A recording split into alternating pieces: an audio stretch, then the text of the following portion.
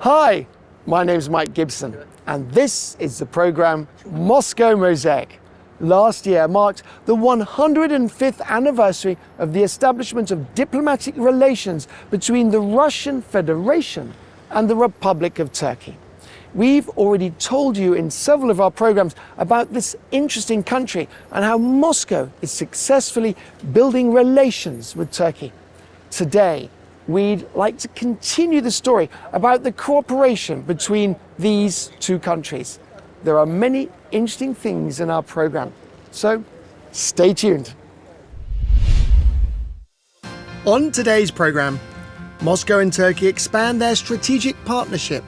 We are actively interacting with the business capital of Turkey and the city of Istanbul, which is very similar to Moscow in terms of its size, its population, and of course, development dynamics. The International Media Forum, Russia-Turkey 105 Years Plus, was held in Moscow. We are continuing our cooperation in the economic, political, and as we see, media spheres, because we have far more things in common than we do differences. New season, new topics, new winners. The Karlov Readings International Educational Forum was held in the capital of Russia. I've participated in the Karlov Readings for 4 consecutive years, and this is my first victory.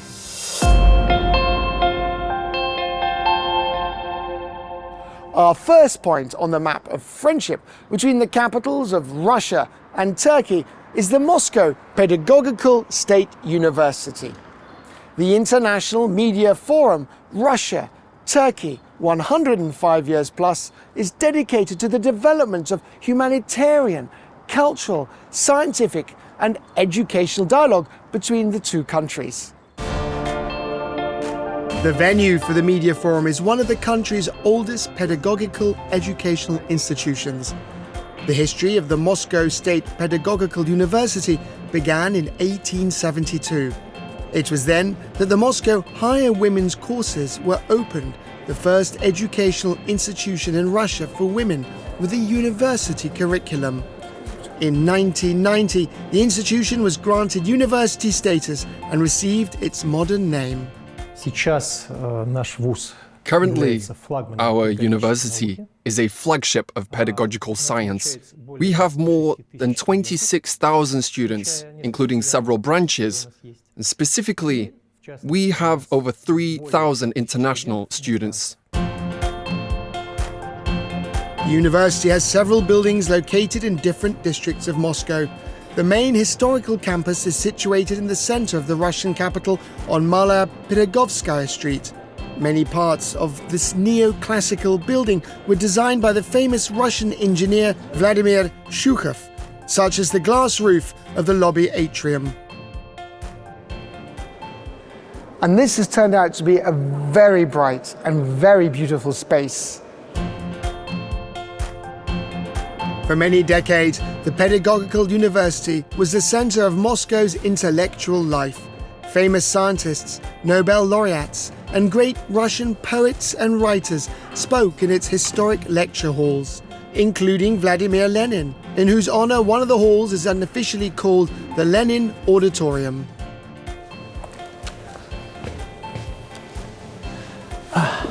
Fabulous. I feel like a real student now. Today, students from 52 countries, including the Republic of Turkey, study at the university. The business program of the International Media Forum is opened by the plenary session, Russia, Turkey, political dialogue, and the public context of partnership in the 21st century. The main topics discussed at the Media Forum included strengthening the political dialogue between Russia and Turkey, developing economic partnerships, and expanding cooperation in humanitarian and cultural fields, as well as science and education. The plenary session was moderated by Alexander Lebedev, CEO of the Big Asia Media Group. We are continuing our cooperation in the economic, political, and as we see today, media spheres. Because we have far more things in common than we do differences. We know about the excellent relationship between President Vladimir Putin and President Erdogan. That is, the leaders of our states are on very good terms. But perhaps the main point today was that the level of media relations and media diplomacy does not match the high level of political relations between the heads of state or the economic cooperation between our countries. Therefore, everything we discussed was aimed at raising this level. The Media Forum was timed to fall on a landmark historical date, the 105th anniversary of the signing of the Moscow Treaty of Friendship and Brotherhood between Soviet Russia and Turkey, which laid a solid foundation for multifaceted cooperation between the two countries. The event was organized by the Moscow Union of Journalists, the Gorchakov Fund for Support of Public Diplomacy, Moscow Pedagogical State University, and the Russian Peace Foundation, with information support from the Big Asia Media Group. We must be friends with Turkey. As journalists, we must establish contacts. For as many great writers, scientists, and philosophers have said, what leaders do not do, public diplomacy will. And public diplomacy is, of course, journalists. Turkey and Russia are two major players on the world stage with a historical relationship spanning over 500 years. This is also very important, and therefore I believe this forum is crucial for establishing further warm, close relations of friendship and cooperation with Turkey.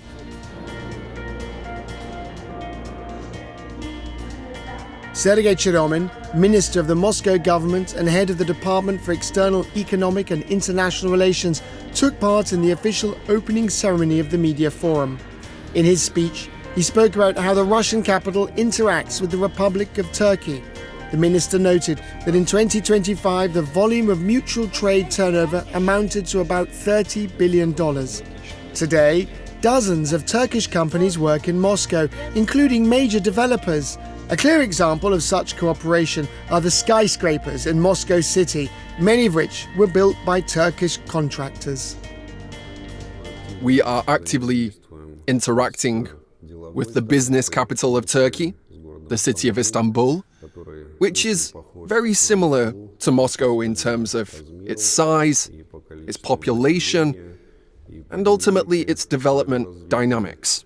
Today, we are the two largest urban agglomerations in all of Eurasia.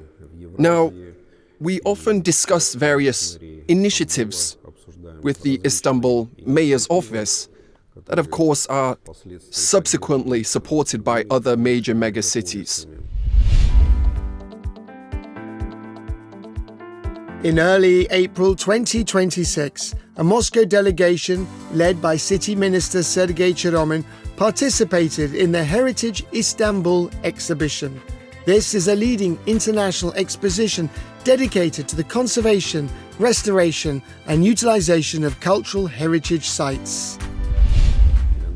For us, cooperation in the field of preserving cultural heritage and historical memory is one of the fundamental pillars of the connection between the two countries.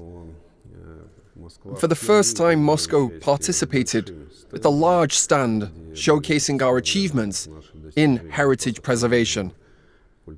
Our Turkish colleagues highly appreciated Moscow's contribution to the exhibition, and the organizers congratulated us, stating that Moscow's stand was, of course, the best in their view. The Moscow government participated in the Heritage Istanbul exhibition. We visited their stands and held meetings with Mr. Cheromyn. As a result of these meetings, we agreed on a new plan for this exhibition. Previously, It was held every 2 years in Turkey. Now it will be held alternately. 1 year in Moscow, 1 year in Istanbul. Therefore, it will take place in Moscow in 2027 and in Istanbul again in 2028.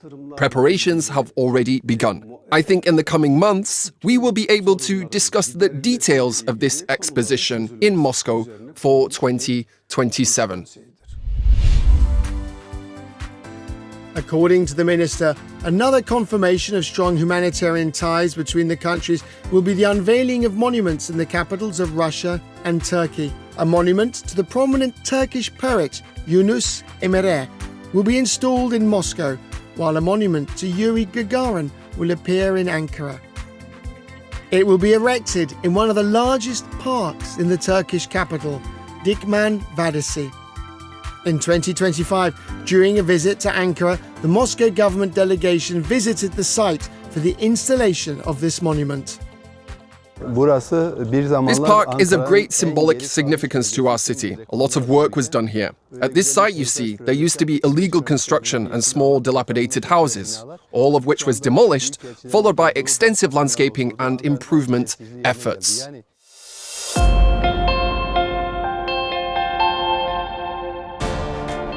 The Russia-Turkey 105 Years Plus Media Forum brought together leading journalists, diplomats, experts, and representatives of the media, scientific, and expert communities from both countries. During speeches and in the hall's corridors, participants discussed the history of the two countries, shared values, and ways in which Russia and Turkey can be mutually beneficial. Today's Turkey is a very dynamically developing country, with a very interesting group of intellectuals, along with amazing, hard-working people. It is good journalism that truly influences the minds and hearts of people. And I believe the mutual understanding between our nations, not just our leaders, depends on how well the journalists of our two countries understand each other. We think we know Central Asia and Turkey perfectly well. In fact, we don't. We don't know the history. We poorly understand a society that has completely different concepts of life. This needs to be studied, understood, and explained to the audience. And that is why it was so important to bring journalists together.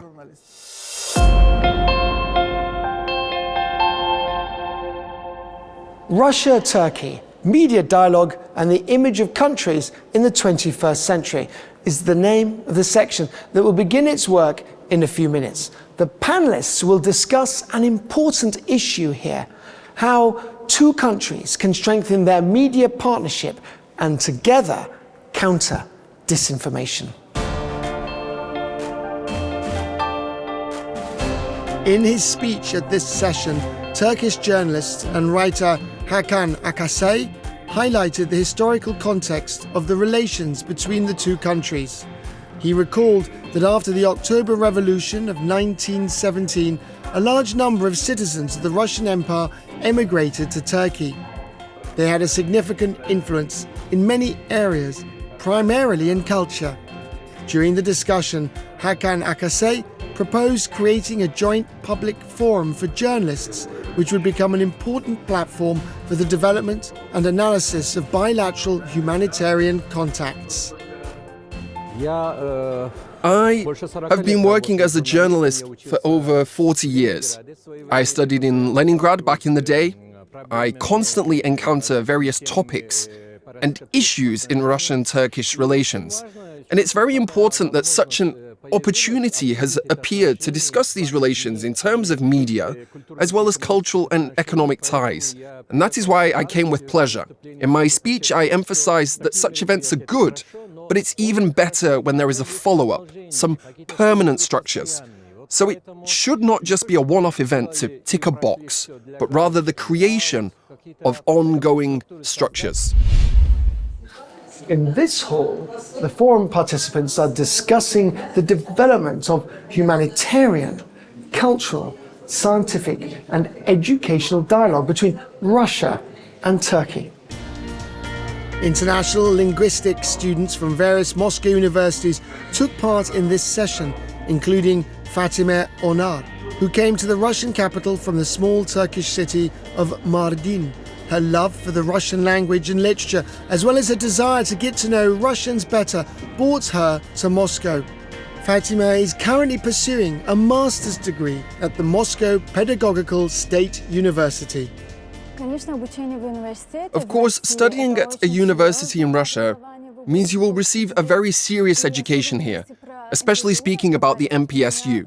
I have a teacher from Turkey who studied here and advised me to do the same because he really liked the education.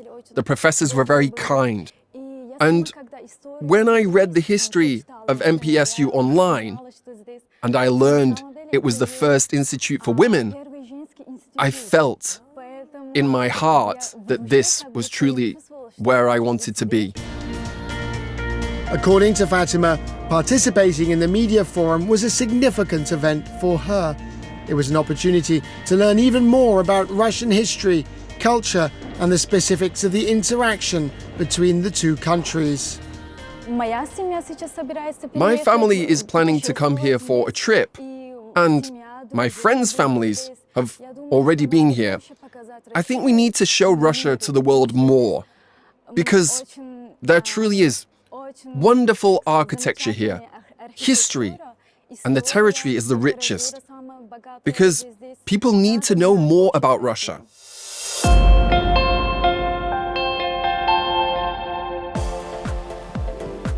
Another event aimed at strengthening and expanding humanitarian ties between Russia and Turkey took place in Moscow in mid-April 2026.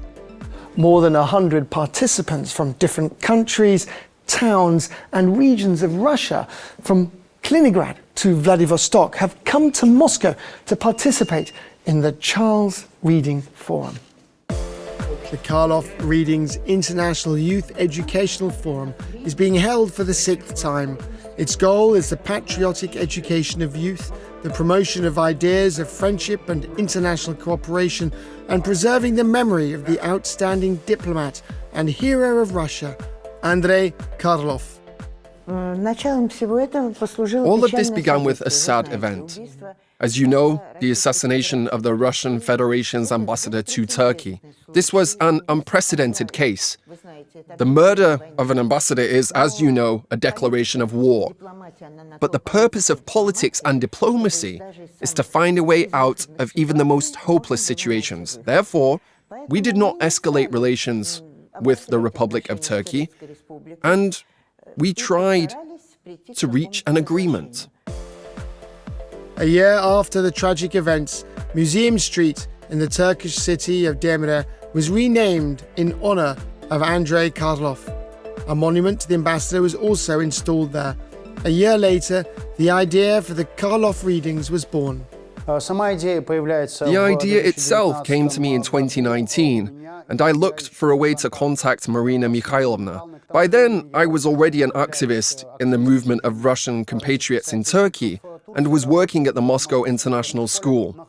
I found her contact details, and we began discussing it. She supported the idea, and in 2019, the forum, well, it could partly be called a forum, was held for the first time in Antalya. The participants of the Karlov Readings International Youth Educational Forum are high school students. Throughout the year, they write essays on topics related to international relations, history, politics, economics, ecology, and journalism. Based on the competition results, the best works are selected and the finalists are invited to Moscow for the awards ceremony. I joined the Karlov readings primarily to test myself, because I didn't expect to win. It was quite sudden when I got the call that I had won. I thought, well, I participated and that's good enough. But here I am, which shows that nothing is possible, in principle. The program last year and this year has been very intense. We're constantly going somewhere, attending lectures. We can even ask questions to MGIMO professors and representatives of the Russian Foreign Ministry. It's truly very interesting. In 2026, Maria Zakharova, the official spokesperson for the Ministry of Foreign Affairs of the Russian Federation, took part in the awards ceremony for the winners of the Karlov Readings Forum. Let's welcome the winner, Zlata Borisova from Moscow.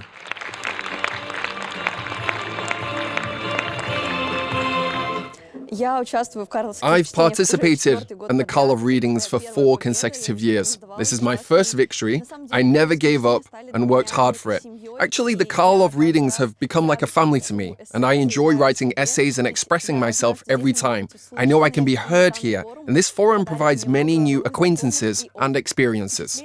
My impressions are absolutely incredible. I've participated in the Karlov readings for 3 years in a row, and every year it is definitely something new, interesting, and something immensely inspiring. It's very nice to see new topics for the papers, and it's also lovely to see the faces of new kids. I find new friends every year. After the official awards ceremony, Maria Zakharova answered questions from the winners and laureates of the forum. Mrs. Zakharova is a very pleasant person. She's very easy to talk to. I asked her if she'd ever been caught off guard by tricky questions and how to handle such difficult situations. And I felt truly like I was talking to an ordinary person in this moment. It really was very easy to talk to Mrs. Zakharova. She created a very calm, friendly atmosphere for everyone. Also on this day, participants of the Karlov readings were able to talk with political scientists, diplomats, and MGIMO professors. Staff from the Pushkin State Russian Language Institute held a quiz game titled Dialogue of Friendship.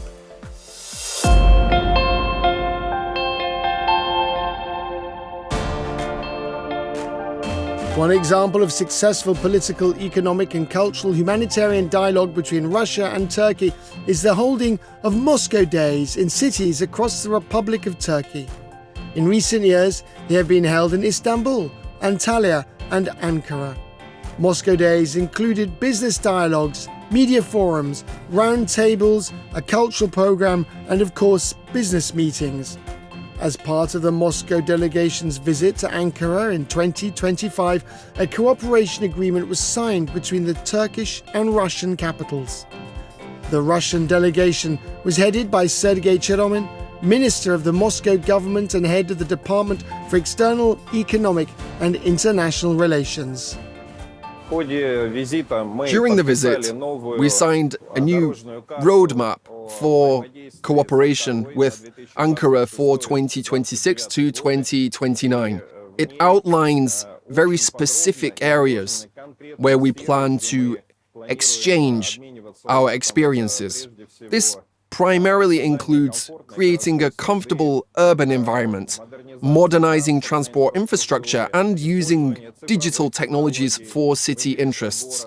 It also covers the development of the social sphere, healthcare, and education. We also agreed to exchange cultural delegations. The Ankara municipality is one of the priority partners of the Moscow government and Turkey. The two capitals have great potential for exchanging experiences and cooperating in various fields. Moscow traditionally interacts with Ankara on the development of transport infrastructure. Friendship and business ties in the fields of economics, urban management, trade, innovation, culture and tourism are developing and strengthening. In 2019, after I became the mayor of Ankara, my first foreign visit was specifically to Moscow. I saw with my own eyes how the city is growing and developing. My colleague, Mr. Sobyanin, showed me how Moscow's historical heritage is protected and how recreational areas, parks, and the infrastructure of squares and avenues are being developed.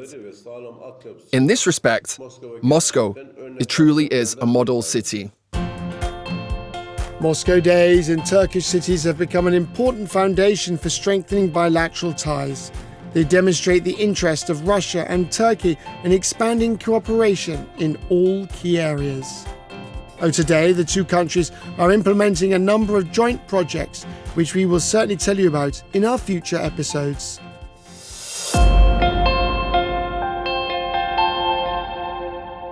On March the 16th, 1921, the Treaty of Friendship and Brotherhood between Russia and Turkey was signed in Moscow. For 105 years, the two countries have been actively cooperating in the fields of economics, culture, tourism, and media. And I have no doubt that this friendship will only grow stronger and stronger over the years. You've been watching the program Moscow Mosaic, and I'm its host, Mike Gibson. See you next time. Bye.